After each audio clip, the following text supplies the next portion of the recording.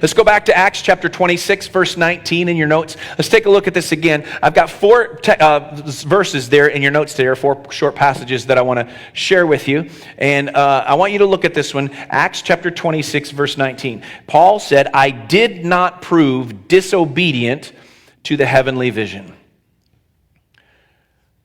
You may remember this, the vision that he's talking about is when he was, as of yet, not a believer in Jesus. He actually was persecuting the church of Jesus.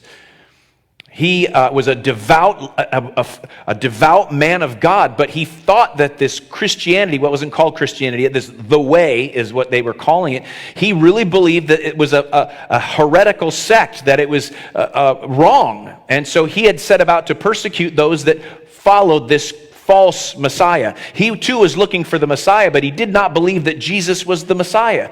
And so he actually had received letters from the religious leaders in Jerusalem to go to Damascus and to find followers of Jesus there, to arrest them and to kill them.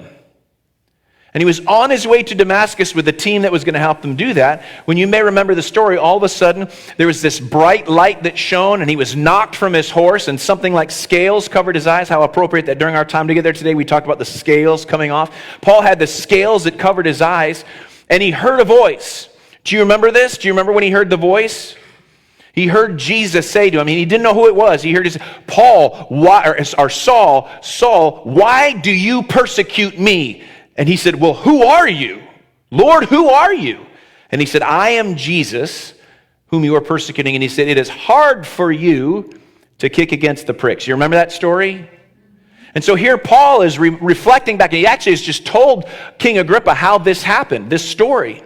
And that Jesus then told him that he would go to Jerusalem, Judea, Samaria, the uttermost parts of the earth, that he would go and take the gospel. And Paul says here to King Agrippa, I did not prove disobedient.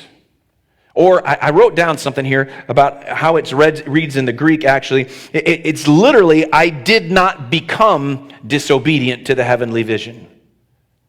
See, Paul, his entire life, he didn't realize. When Jesus said to him, it's hard for you to kick against the pricks. Jesus is telling him, you are being disobedient to my will. You are being disobedient to me. And Paul, at that moment, settled it in his heart, I will never be disobedient to the Lord again. In other words, I will obey, no matter what it costs. And he's telling Agrippa, listen, I decided back then that I would always obey, and I've set my heart to do that, and I always do that. And he's King Agrippa, I did not become disobedient. I set my heart on obedience, and I've stayed there, and I've done exactly what Jesus called me to do. What an incredible testimony. Amen? And that's not boasting. He's not being vainglorious. He's not heaping praise upon himself. That's just where his heart was. He was committed to obeying the Lord no matter what. You follow with me?